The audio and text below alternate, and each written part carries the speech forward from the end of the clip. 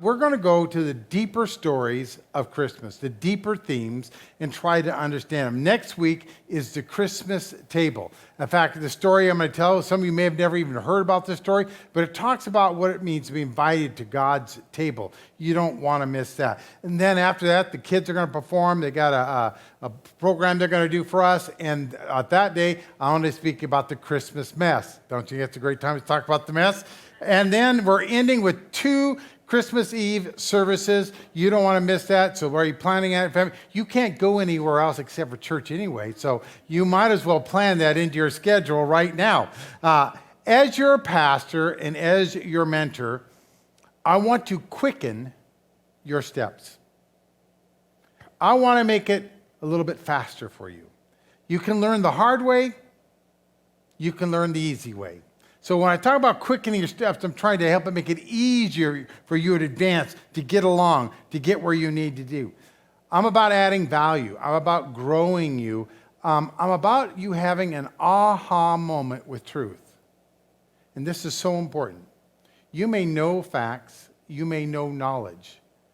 But have you had an aha where like the lights are bright and that this truth is so glaring at you, and you stayed there, and you've wrestled through it, you've adjusted to it, and you say, this is the truth now. I'm going to apply to my life. Because that's what I work at every week. I want you to take a truth that you can apply to your life. Oh, that was a good sermon. That was a good topic. Oh, those are some good tips for our kids. That's not what it's about. It's about the truth that will really transform and revolutionize your life in your relationship with God on the spiritual way. Last week, Brianna spoke. Didn't she do a good job? Let's give her a big hand. She did a great job, all right? She talked about giving access because there's so often a room, an area, an event that's happened in our life, a circumstance that we've not given to Him. We've held it back. We're trying to take control of it. We're trying to, handle it. And we need to give it to God and let Him take over and let Him do the miracles necessary. Today, I'm going to be using a specific way, a specific topic that I'm going to talk about to grow your faith or even more, your trust. Turn to somebody and say, trust. Trust. We're talking about trust today. And when you think about trust, you would probably go to a trust fall, right? I mean, those are really popular for retreats, and it's very simple. What you do is you'd turn around backwards, you would fall backwards, and the people would catch you as you were falling, Seems simple. Seems like it can't be too hard, too complicated, but it's not always that simple. Let's watch this video.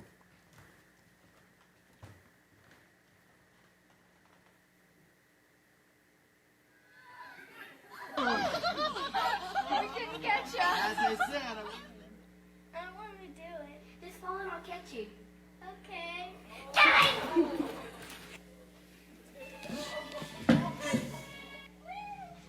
oh my God.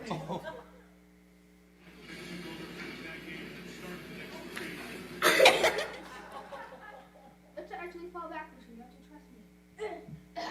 Wait, one more. One more.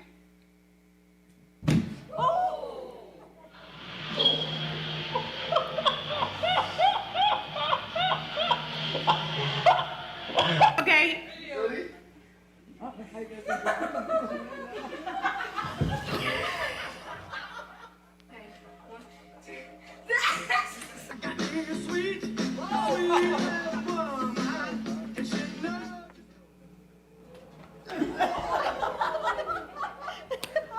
We'll catch you. You sure? I am sure. Hello, what did you say?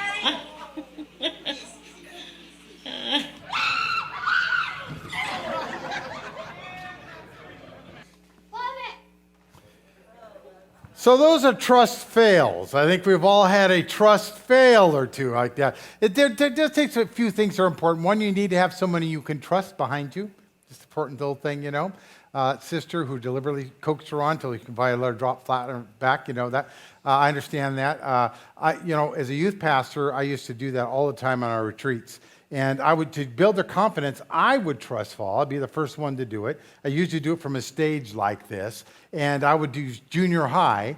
And, I can be a little intimidating in my size like that, but to show them we do it. And so when you explain to them, like you don't hold the other person's arms, don't hold the other person, you keep them separate. That way you don't slam together. That's a little clue. You teach them that. Bitty hands can make the load light. What seems like 150 pounds can just be 10 pounds if we all work together. And if the person that's falling doesn't sit down, and put all that weight in one spot, and lays down, it works out really easy. Well, I've done this for years, done it so many times I can't remember. I was getting kind of hasty that day, running through real quick, and this time it didn't work right. I fell, and those kids just scrambled. They just scrambled. Bam, on the ground. I mean, I was, and then they're crying, oh, he killed our pastor. And I went, no, it's all right. I'm sure he got a broken lip, but I'll shake it off, so you can have some trust fail. So I want to talk you through how to trust and some key things and how to trust and for it to work. All right. So as we're doing this, we're going to be looking at a proverb. A proverb is a short statement that one of the ones Solomon made in the book of Proverbs that had wisdom, and it's one of the most famous ones. Now, when I read this proverb, it will seem simple. It will seem easy. You go, that's a good proverb. I like that proverb, But I'm here to let you know it's not as simple as you think. And there's a challenge of sacrifice talked about in it. And that challenge is what we wrestle with, is stepping up and taking the challenge and doing. Faith is action. Okay? It's not a feeling. It's not an emotion. So often we think, I don't have enough faith because I just feel like there's doubt in my life. I just feel I'm not sure how it's going to work. That has nothing to do with faith. It's not an emotion. I'm ready. I've got the faith. That doesn't mean anything. It just means you can yell, okay? So I'm here to help you understand faith is an action. When you're scared to death, when you take that action, you take that step, and you trust God. That's faith in action. That's trusting God. It's not a feeling. It's not a emotion. In fact, it's an invitation. It's an invite that God himself has sent to you to trust him. So how can you grow your faith? That's what I want to talk about. So we're going to be looking at. You can't grow your faith without your trust. All right? Turn to somebody and say, it's going to take your trust today. All right? Your trust. It's not somebody else's. It's your trust. You have to invest. Inside your notes. Let me give you 3 things that you need. First of all, you have to have and understand you've been given an invitation to trust. You've got an invitation that God has written out, that an angel has delivered to you. It's been sealed. And Solomon is talking about this. Solomon, one of the greatest kings, one of the wisest kings that ever lived, who wrote this book of Proverbs, making these short statements of wisdom that you can grow by, gives one of his famous proverbs. This is like the top 10. This is beyond his hit list. This is like, these are my top hits, the golden record here. This is the one it is. This is the greatest hit. And it says this, trust in the Lord. Trust in the Lord. That sounds so good, doesn't it? Huh? Turn to my spot. That sound good? Trust in the Lord? Okay, is anything wrong there with that? Anything hard with that? Not at all. Let's move right along. With all your heart. Okay. Huh? Sounds like a good song. Maybe we should get the praise team back up here, because trust in the Lord. We can sing about this. I get the goosebumps. I feel good. Trust in the Lord with my heart. I'm in it. I'm ready to go. Buckle up. And lean. Put your weight. Rest. Be confident. Lean not on your own understanding. All right? Your thinking. How's this going to work? Your abilities. Your doubts, your concerns, your circumstances, your past experiences. Don't lean on any of that. Don't count on any of that. Trust in the Lord with all your heart. So how do we trust God with all our heart? It says in all, why don't you circle that? All. See, what we're talking about, I'm going to use an example today, but what I'm talking about is every circumstance in your life. This deals with your marriage, this deals with your career, this deals with your health, this deals with your habits, this deals with the things in your life that you're concerned about, this deals with your circumstances, this deals with everything. All. Okay? Whatever you think is not included in that, rethink that. All. Oh, but except, Pastor Randy, I'm not sure to apply. All. I just want to make sure we're understanding this because what I'm talking about, I'm going to use an example, but it's all the things in your life. In all of your ways, acknowledge him. This is the law of priority. Put God first. I'm going to pick a college. I'm going to go to a college. I'm on the way. God, I'm coming by. Will you give me a prayer for the college I'm going to? That's not putting him first and acknowledge him in all your ways. God, which college do I go to? Okay, I'm going to do some research. God, show me and lead me and like that. I put out some applications. I got these three. Which ones do you think that I should go to, God? You put God in all your decisions and everything you do. You put him first. And if you do this in all your ways, you acknowledge him in the way you go, instead of you just come saying, hey, God bless this, he will direct your path. Well, that kind of makes sense. It's because you're allowing him to direct you. The other way, you're telling him the path you're taking and say, hope you show up. We do a lot of that. Hope be helping out. Hope you're with this. I hope you get this plan. I hope you like it as much as I do. It's a great plan. All right? Trust isn't an emotion. Trust is action. Write that down. It's action. It's something that I do. If I trust the Lord with all my heart, action will follow. I'll do something if I'm trusting God. It's so easy to say, God, I trust you with my life. You don't even know what that means, do you? Change the word and say, Lord, I trust you with my body.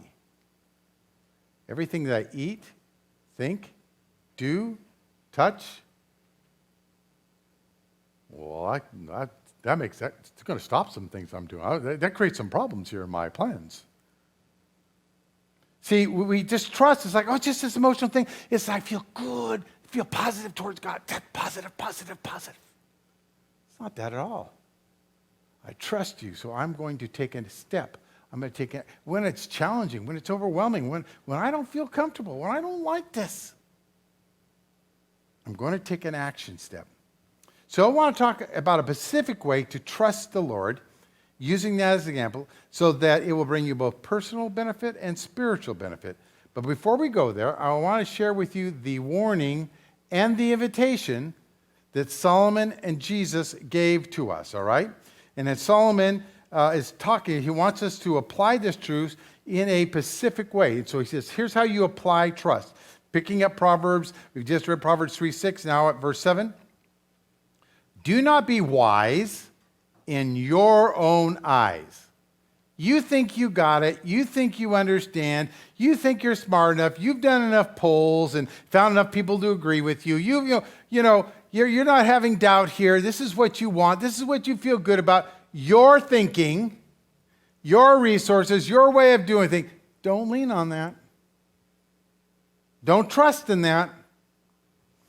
Fear the Lord and depart from evil. I'd like to say depart from second best. We so often choose second, third, fourth, fifth, sixth, this, whatever else, and God says, I have the best for you. Well, but that seems challenging, but it's the best. I don't know if I can do it. Oh, it's not about you. I'm going to do it through you. It's the best. That's the warning. Don't be wise in your own eyes. Fear the Lord and depart from evil. He warns us. He challenges. Don't be distracted. All right? Then he goes on. It will be health to your flesh and strength to your bones. That's the promise. I'm going to bless your marriage. I'm going to bless your family. I'm going to bless your relationships. I'm going to bless you physically. I'm going to bless you in your finances. I'm going to be active in your life. When you put me first, you're trusting me, then I'm released to be God in your life. And what you can't do, I can do. That's a promise. Turn to somebody. That's a promise. Shake them. It's a promise. We'll wake you up, get you alert to this. It's a promise. What they're emphasizing, Solomon and Jesus, is there one way that you can trust God is with your heart. And I'm trying to help you understand what that heart means. Across the page. One way to trust God with your heart is with your treasure, what you value.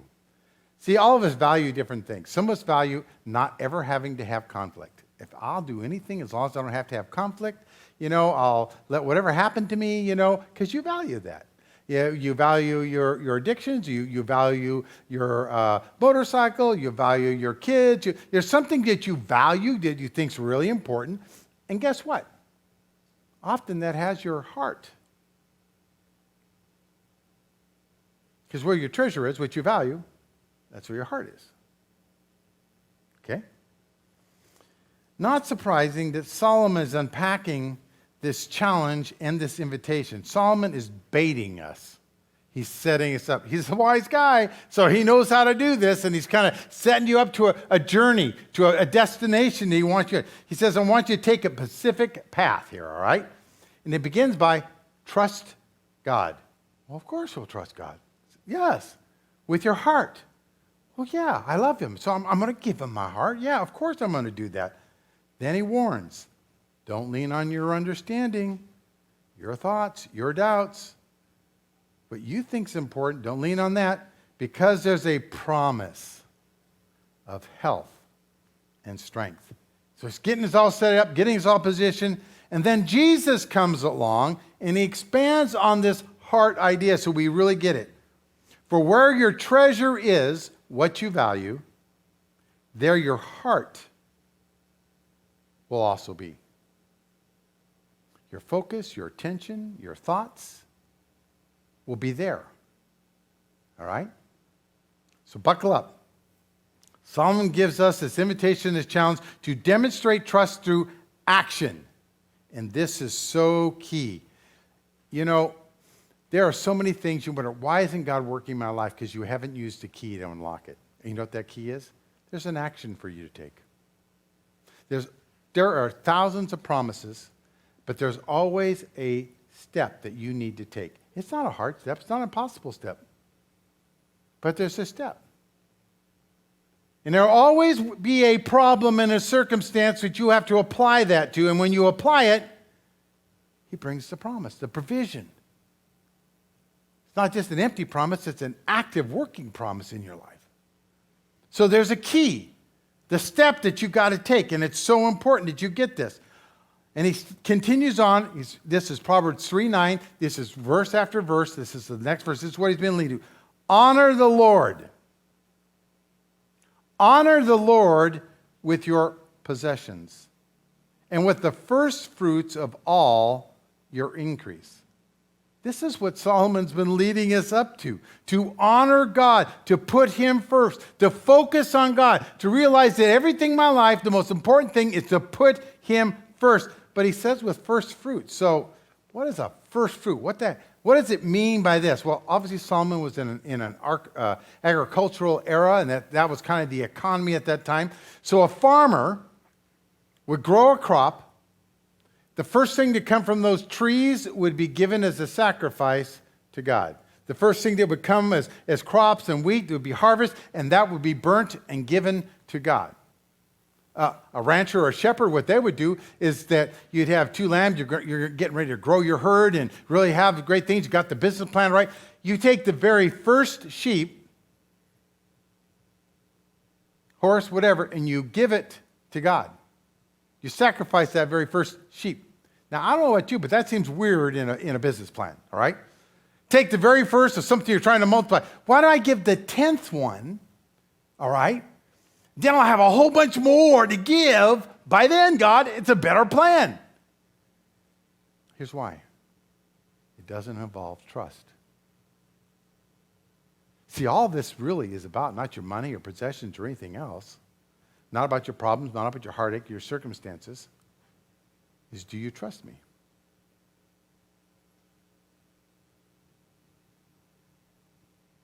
It seemed so simple when we started out, didn't it? Now it gets up to what trust really means. This is not fair, all right, Trust in the Lord. That's what he's building towards. It's not enough to say you trust God, you follow with action. Now, our economy is different. We have dollar bills, and here they are. I'm just looking over my dollar bills. These are precious to me because that's all I have is dollar bills. I didn't have 50s or 100s or anything else like that. So I've got 10 of them here. I want to show them all to you, so you can see there's 10 of them here. What I do is I take the very first one of the 10 and give it to God. So in our economy, the first of every 10 I give to God. Then, if you're smart, you'll take the next one and put it into savings, and then you will live off the rest. Okay? That's just a smart thing. If some of you guys, or whatever age you're at, will start doing this, when you get ready to retire like that, you will have no problems in life. I'm just going to tell you that right now. Landon, our grandson, because Brittany and him are teaching him all this, he's already, because he has a piggy bank for tithe, a piggy bank for savings, and then he has a piggy bank that he can spend. He has already leveraged some way up so that the Coke machine back there, he owns. And he still tithes all it. So I want you to know 10% of all those things that go back there goes to the church. All right? And he's leveraging up to get 2, because he's working his way up. He's what? He's 7 now, right? Like that. He's already owning his first machine and he's in business, already going. Of course, that would be Glenn working on that. Of course, I have some concerns about Glenn yesterday and some things that the women understand what I'm saying, but we will talk about that later on, okay? Some of his issues. Okay, so moving along, okay, so that's important that we trust God with the first fruit. The problem with us is most Christians, we have never really had tithe and offerings explained to us, and we don't understand it. That's not your fault. That would be my fault as a teacher for not sharing that with you, and so I'm going to teach you. My job is to teach you and to help you understand the truths behind what is God. This is about trust. This is about growing faith. That's what's so important here. It's sharing in God's invitation and taking him up and joining with him in what he wants to do. It shows growth in your life, all right? So what is the tithe?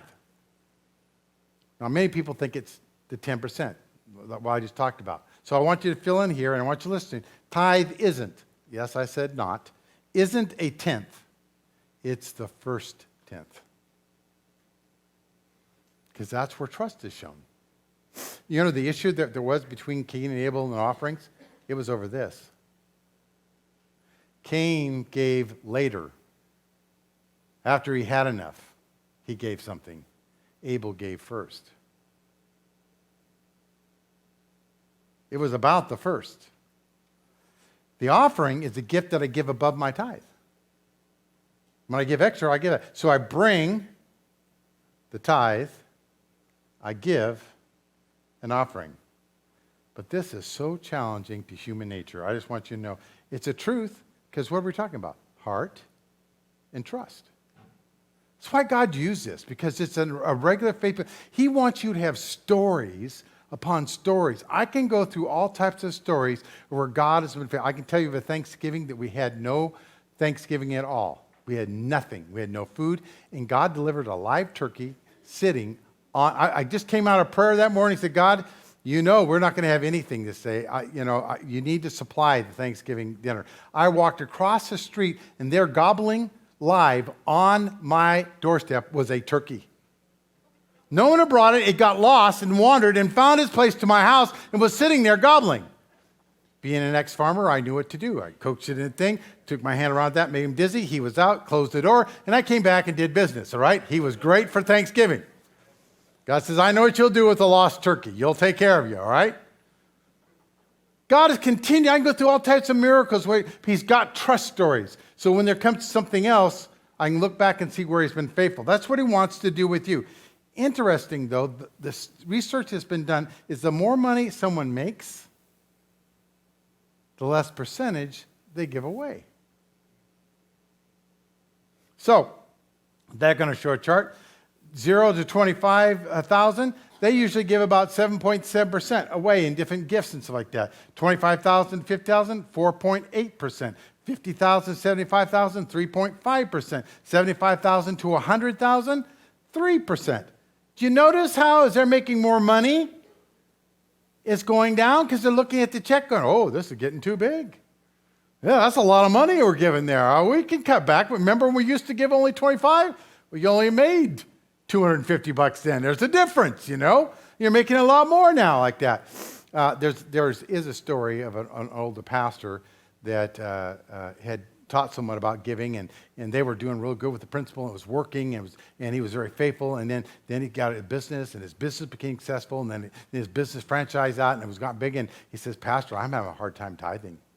I need you to help pray for me that I can tithe, you know. It was one thing when I was giving it, you know, $500 a month and stuff like that, and do that, but now it's like these checks are like $10,000 a month, you know, but he said, aren't you making $100,000? Well, yeah, but it's just hard to give that much away.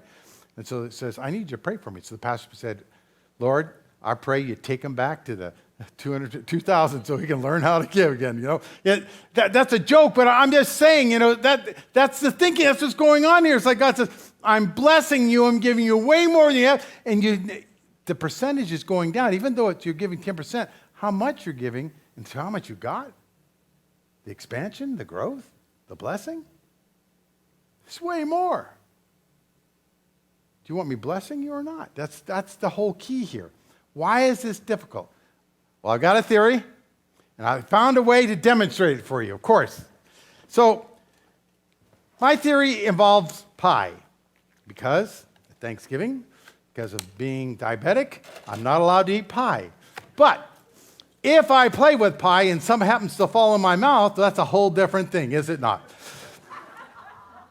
So, you're out there, you're looking at your bills and stuff like that, and the rent or the mortgage comes due, and you find out, I've got to give that to where it belongs. Then as you're going through the bills, what do you find out? I've got utilities. I've got things like, you know, electricity. I'm not sure what that does, gas, and all this other stuff, but that's sure another whole big chunk of my check here. And then we have taxes. That's a big chunk of your check that you sometimes don't even see that's being taken out. Now, I have a theory about elections.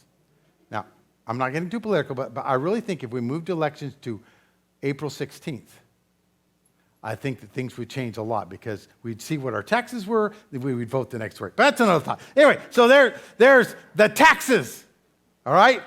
And then we have other things that we need to do. We have a cell phone bill that, oh my gosh, what we are paying for cell phone. And then we have to have internet, you know, and then we have to have TV, and then there's, of course, DirecTV, Hulu, everyone wants their little sublet like that, so we got them. And then, well, we would like to have a vacation, don't we? So we'd like to have a vacation, so there's at least this, that we can have something for a vacation there, you know.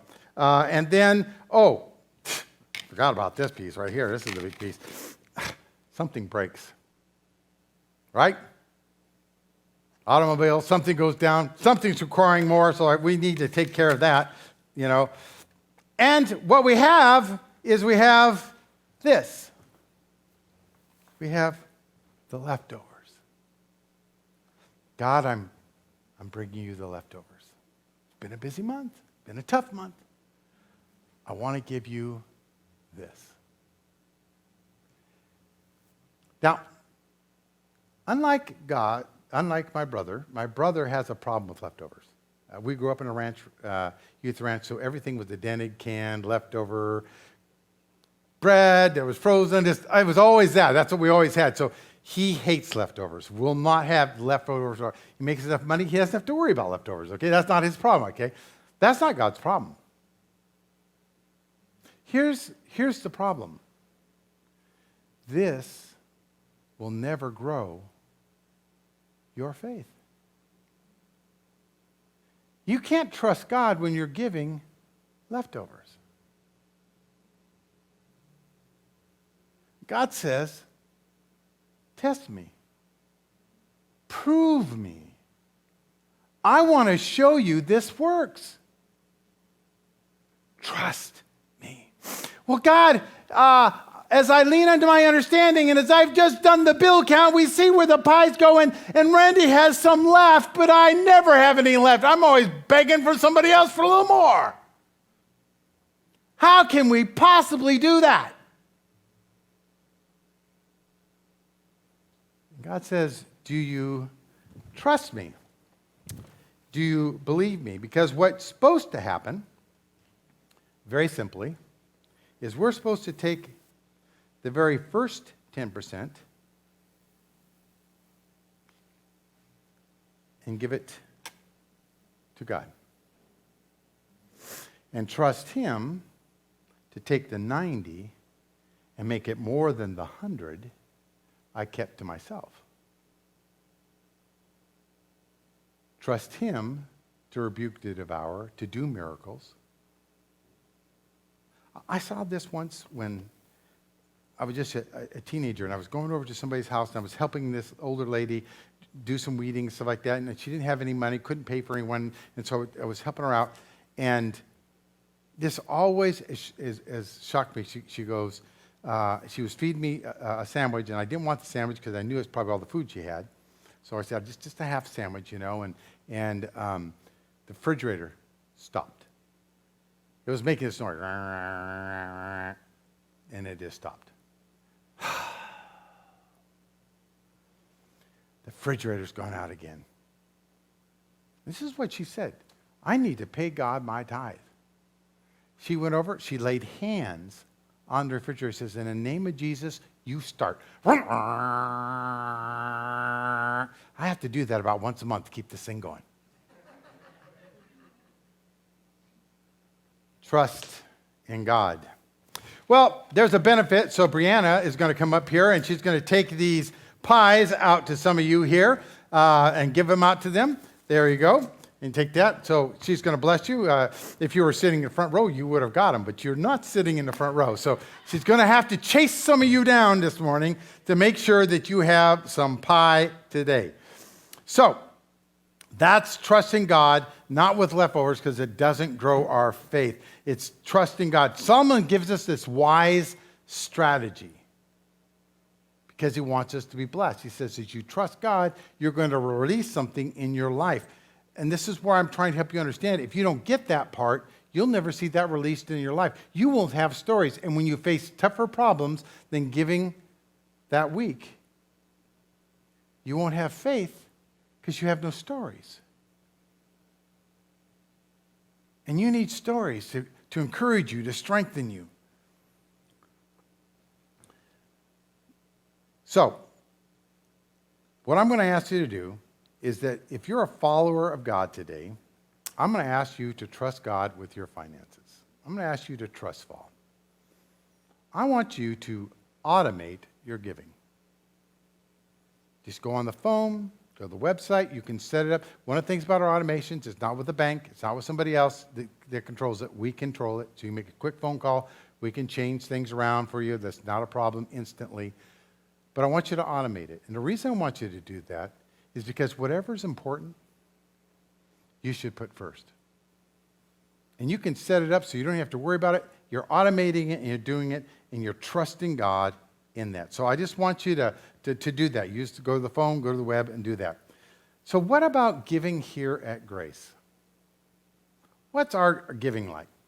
Well, interesting for you, 45 to 55% of you have given anything at Grace. Now, that's high. Most churches are way lower than that. But when I say anything, what I am saying is $5 in a year's period, anything. I'm not talking about the tithers. I'm not talking about the people that support and like that. I'm just saying, have ever given anything? So that means that there's 55 to 45 that have never, ever given anything at all. So everything that's going on.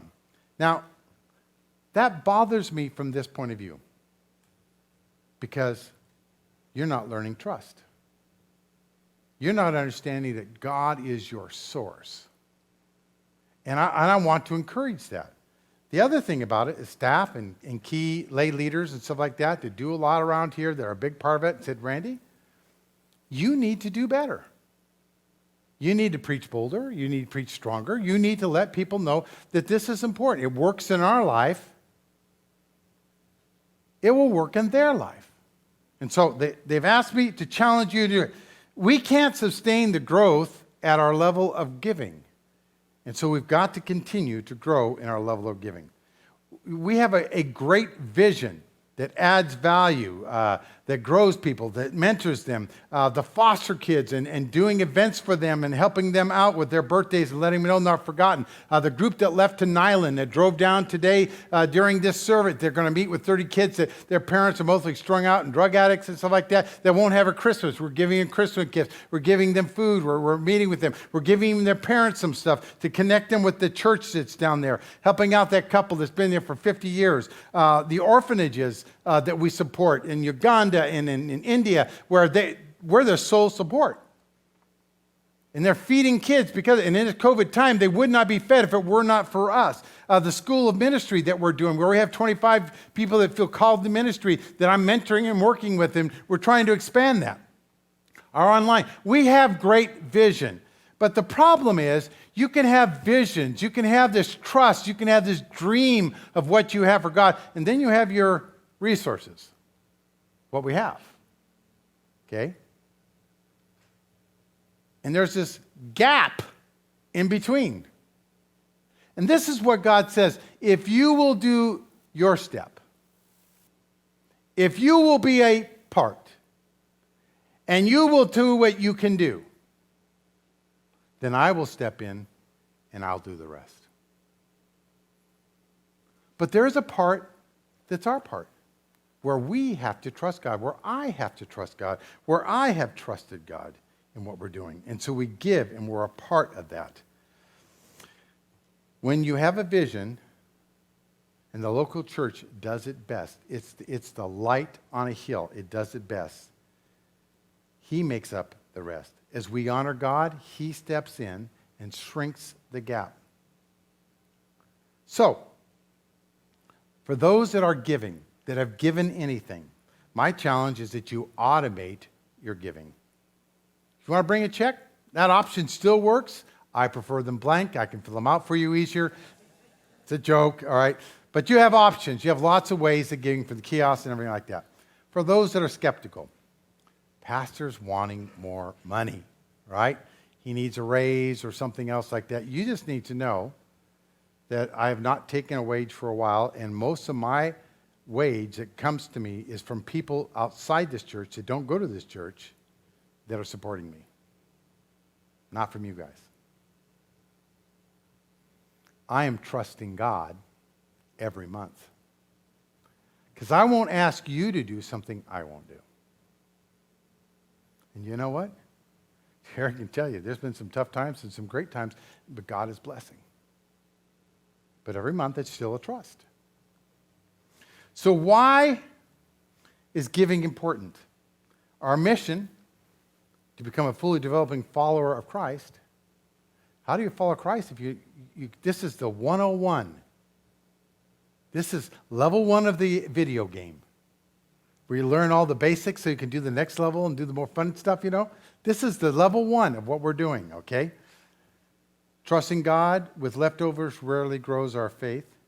And because I care about you, I can't worry about my sensitivity, worrying about what you'll feel, what you'll say to me, how you'll be upset because I'm talking about money and stuff like that. I need to challenge you. And one way your heart connects with Jesus is when your treasure is here in the kingdom. That's when you focus about it. That's when you wonder about it. That's when you own it and say, hey, I want to be a part of this. I want to grow. I want to invest in this. I want to do some more. I want to serve also. Because you will follow your heart where your money is. Besides, 90% of your income with God's blessing is way more than 100% on your own. Okay? God says, will you trust me? Will you trust fall with me? On the back, number 3. You bring God your tithe. You give your offering. So you bring God your tithe because that's his. It belongs to him. You bring it. You give your offering. That's how it does. So the second challenge that I have for you is this. It's a 90-day tithe challenge. For the group of you that have never given anything, and for those that haven't been consistent, I'm asking you to take a 90-day tithe challenge. This is how it simply works. For 90 days, you try as much as possible to give your tithe. If at the end of those 90 days, you say, it doesn't work for me, it didn't work, I need my money, I will give you all the money that you gave in that 90 period back. All you got to do is email me, talk to me, say, hey, Randy, whatever you want, and I'll return it. I believe I need to take some of the fear out of it so you can understand the blessing. That's why I'm doing that. What can you lose? And God says, in this one thing, it's just really important because we do a lot of other things in testing God. You can test me and I will prove myself. I'm going to show you this works because this is important to trust. You're showing honor of me. You're taking a step of courage and faith. And if you do this, it will work in every area of your life. And so that's why I'm giving you that challenge. So what you need to do on your connection card, if you pull them out and look at them, it says, I'm going to take the 90-day challenge. Just check that. That's all you got to do. For those online, you can go to the website. You can do it there, write 90 days in. But make a commitment, because when you do that, you'll follow through. I'm not going to follow you up. I'm not going to call you. I'm not going to pester you about it. I want you to mark something so you say, you know what, God, I'm trusting you. I'm believing you. I'm going to take this step. I'm giving God priority in my life, because wherever you give priority to God, and this is where it gets back to all, in your relationships, things aren't working out. But if you'll give it priority and say, I'm going to go to counseling, I'm going to do the things necessary, I'm going to talk, when you give it priority and say, well, we'll just see how long it stays together until the wheels come off, that's not priority. In your job, in your career, where you say, God, you show me where I need to learn. You show me how to change my attitude. You show me what to do different. And God will get you promotions and do other things. In every area of your life, your health. Lord, my health is terrible. I need your help. God will give you insights. God will connect you. God will work with you. He'll grow your health. Wherever you give God priority, focus, trust, show me, and I will do a step. Wherever you take a step, you unlock something that's been holding you back. So often we stand back and say, God, why aren't you doing anything? Because you won't unlock the lock. You won't take the step. I've given you the key. Turn it. I'll do the rest. I'll provide for you in every aspect of this manner. Trust isn't an emotion. Trust is an action. So say, God, I'm going to trust fall. And what they would do, they would turn around and they go, ready. And the group below would say, ready. Falling. And the group would say, fall on. And then you would fall. You really thought I was going to do it? No, I wasn't going to do it. No. Nobody there to catch me. I can see that already. But God will be there. God will be there. I don't care what you're circling, God will be there. I sense so strongly that there are people sitting here today, and there's people out there, that God is talking to you about something in your life, something in your relationship, something in your habits that you've been struggling with for so long, and God says, if you give this to me, if you trust me, and if you take a step,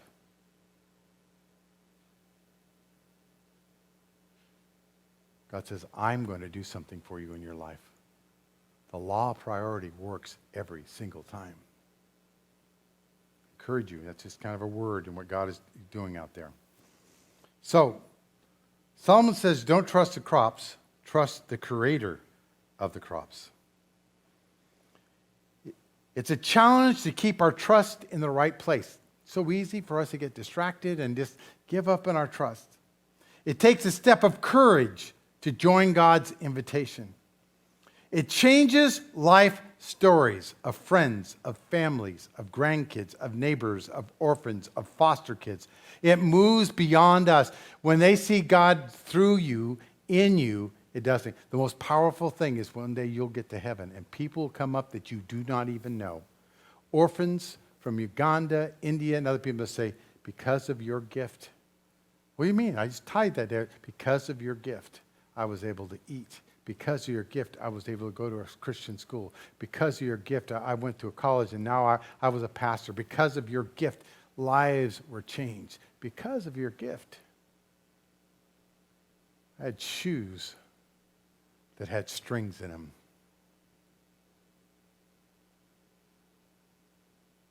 Because of your gift. I want the worship team to come. I want you to listen to Matthew 6:19. Jesus saying, do not lay up for yourself treasure on earth. If it's all about the cars, if it's all about the house, if it's all about the clothes, it's all about the latest technology, that's treasures on earth. Because moth, rust will destroy, getting old, outdated, just technology advancing. Thieves will break in and they'll steal. But lay up for yourself treasures in heaven. Changes in people's stories, changes in people's lives, where moth nor rust can destroy, where thieves can break in and steal. Your first fruits will not be lost. Your trust fall will create stories of life changes for generations. I don't know what it is with God and me and doing financial campaigns. And as we're doing this Christmas offering we're doing, every single time he has me do something, it's like at the worst possible time. I mean, when the .com went up and there was a money problem, that's the first time God challenged us to start raising money for the future. Then when the mortgage thing fell out, God challenged us to start raising money for a church. The very Sunday we're supposed to have, it's like that was the Sunday everything fell apart. Like, God, you didn't know that? Yes, I knew that. But I want to raise the trust level because there's fear out there. And here's another time we're afraid of what may happen to us and shutdowns and all types of other things going on. In the middle of that, God says, raise the trust factor. Sound the alarm. Rally the troops. Get them out of a place of thinking about themselves in isolation and get them to a place of understanding. You still have a mission. You still have a purpose. Count on God. So we did that campaign and Terry and I gave all the money we had. I mean all. And several others rallied around and gave their IRAs and different things to invest. And we came up with enough money to get it down for this. And you know what happened in that period when you couldn't get a loan for anything? Nothing?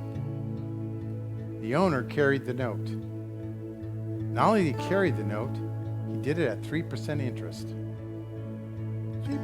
He could have been charging 10. And we didn't even know if we'd have the money to make the first payment or the second payment. God will do the impossible every single time. You just got to trust fall with the right person, God. And trust him. Take a step.